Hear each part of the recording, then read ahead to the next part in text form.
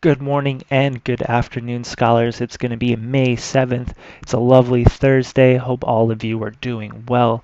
We have a short lesson up here today. We're talking about chord angle theorem as we begin to wane into the end of our two-dimensional and circle unit. What I'd like to do is just provide you some information from today's sponsor. Today we have the OG, the original, the number one, Haji's Deli, giving us a nice sponsor shout out for our geometry class. If you're craving a chopped cheese just like I am, don't forget to use offering code vertical angles for a free half and half. All right, let's take a look at today's lesson down here. We're going to be speaking about the chord angle theorem. Chords, if you do not remember in terms of our definition, it's basically a segment that goes from one side of the circle to the other, connecting two different points. Does not necessarily have to go through the middle. That would qualify it or quantify it as a diameter, but a chord is just any segment connects two different pieces of our circle. If we want to go ahead and begin to figure out what these angle relationships that exist here.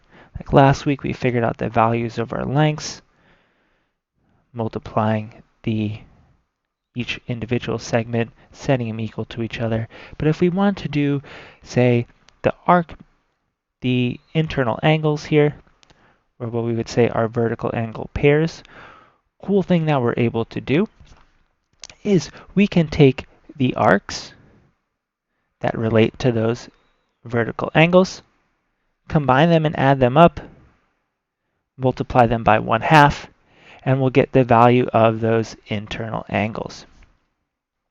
If we're going to write that out in our nice fancy mathematical language, we can say if two terms intersect in the interior of a circle, then the measure of any of the four angles formed is 1/2 the sum of the measures of the arcs intercepted by the angle and its vertical angle. Just to key you in on some information here, when you were setting up our statement along the bottom, you'll typically want to provide the largest arc plus the smaller arc. It's normally how it's formatted and presented. It's not really a big deal. Since they are interchangeable, since we're just adding and we can put the sequence doesn't matter, you can write it as you want, but typically you'll see it presented oftentimes as the larger arc followed by the smaller arc, but no big deal.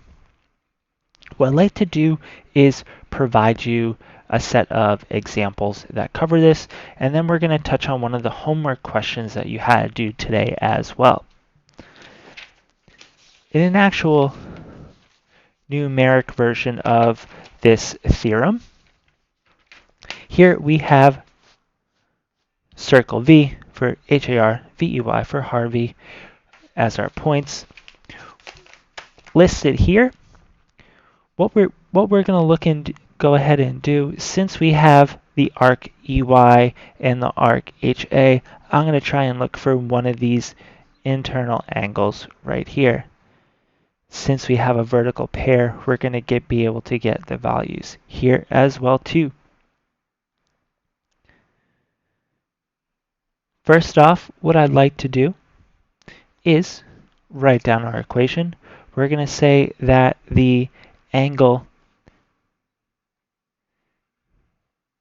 HRA, or the measure of angle HRA, is going to be equal to 1/2 times the sum of those arcs, HA, and the corresponding EY.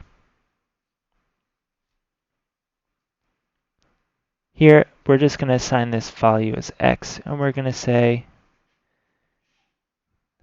94 plus 18 to close out our statement. And if we go ahead and just kind of go through, do our basic algebra here, we're going to have 1/2 times the value of 112. And we end up getting a final value of 56 degrees. don't forget that degree portion as well. In a similar manner, we can go ahead and qualitate the other values here as well. We've seen in previous lessons, we've been able to kind of pick and choose our way around, knowing that our arc measure is 360 degrees. We can begin to move ourselves around.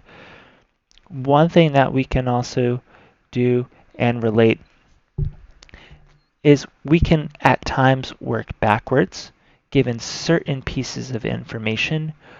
For instance, here we find out we have a value of 56 for our angle. We know if we wanted to make a linear pair, that we would do 180 minus 56, which gives us a value of 124 for both sides. We can begin to use some of our previous rules and start to just generate values going around. It's possible in certain circumstances we'll have, say, a known degree measure, but we'll be missing one of the arcs, and then we just have to go through, create an equation, and just fill in our variables. For today, we're going to give you just this one example with this particular theorem. You're going to have a set of independent practice questions and exit ticket questions associated with it. It's a pretty low-key day. What I thought would be kind of cool is show you one of the questions from your homework with question number 4, which is the only one that wasn't those word problems. I wanted to show you this diagram here because we were able to key on a couple pieces of information to go through it. As I previously mentioned, as we get towards the end of the school year, we're going to be combining all these different concepts that we've learned within geometry. Just as we have different ways to find like our segment values here, and we've talked about secants and tangents as well, and chords, and we've been adding all this vocabulary. Question number 4 allowed us to pull in information actually not from just this, the last week or two, but from essentially our trimester 2. In this particular example here, we have a triangle, partially inscribed, partially circumscribed, our circle C.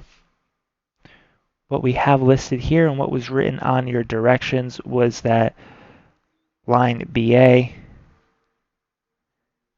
is tangent to circle C. And one of the other ways that we're able to tell that we have a tangent line to our circle is that from what is presumed to be the radius here, when it makes contact with point B at what's called tangency, we end up having a right angle, or they are perpendicular. If you remember, we have tangent lines. We therefore, with a radius, we therefore have a set of perpendicular lines.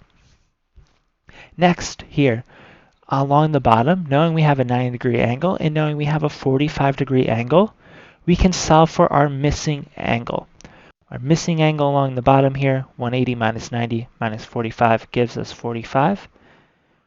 One thing to note as well, when you see that value of 45 in my mind, I just automatically go to, oh, if I double that's 90, it's a number related to 90.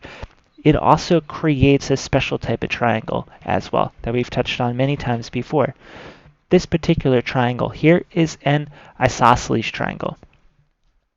With this isosceles triangle, we know that to be true because we have two congruent angles, and since it's a 90-degree triangle, we have a special set of rules that we've used in the past to go ahead and solve out our values. What I'd like to do is show you 2 different ways to go about solving this problem. If you know for a fact that you have this isosceles triangle, we can just go ahead and label what was our original question, finding dB. We can go ahead and say that's 10. We can also go ahead and then say, oh, our radius is going to be 5 because it's just 10 divided by 2. So we have 5 and 5. The other way that we can go about solving for our missing side is using the notion of sine, cosine, and tangent. In this particular example, say we did not know the value of 10, and we're just going to go with that original 45 and the original 10 here. We can use the property rules for tangent to solve for what would be considered our opposite side, our unknown opposite side, and our using the known value of our adjacent side. If we were to go ahead and set up an equation, we would say tan 45 is equal to our opposite over our adjacent. Our opposite would be our theoretical unknown, because we're presuming we didn't know the isosceles portion yet. And then we're going to go ahead and say our adjacent value of 10 here. If we enter the value of tan 45 into a calculator and multiply that times 10, it would be equivalent to the value of x. Remember back to those charts we had for sine and cosine, where we had those values going down the side of the page, and as one shifted and altered, the other side corresponded equally because of that congruency of, say, an 89-degree sine and a 1-degree cosine. With tangent at the value of 45, it's actually equivalent to just the number 1, which is pretty cool because it's balanced. It sits in the middle. So if we had a value of 10 times 1 equal to x, we'd end up having a value of 10 equal to x. Another thing that we can then therefore go ahead and do is, since we have a 90-degree triangle, and theoretically if we wanted to solve for the hypotenuse, we know it's the hypotenuse or the c value because it's opposite our largest angle, which is our 90-degree angle, we can go ahead and do one of those equations where we just did a squared plus b squared equals c squared, and we'd have all of our values here. We have 100, 100 for a total of 200, and we can say the square root of 200 is equal to the value of c. And we can go ahead and pull the number 200 in a multitude of ways. But yeah, so that's our lesson. A pretty short one for today. If we're talking about our chords and our angles, just as a reminder, if we want to find the inside angle, we add our two arc measures together and we multiply by 1/2. Add our arc values together, multiply by 1/2, and that's going to give our measured value. Considering that it's Thursday, I'm not going to assign you homework. What you will have today is an exit ticket. All your stuff for today is nice, neat, and short. Your independent practice questions, please make sure that once you complete them, you upload a copy of your work to Google Classroom. In addition to that, for your exit ticket, please do the same as well. If you need help with anything, you have questions, if you want to sponsor a future episode, please send me an email. Be more than happy to work with you and drop that into our video. Until next time, have a nice day, stay safe, wash your hands and your face. Bye.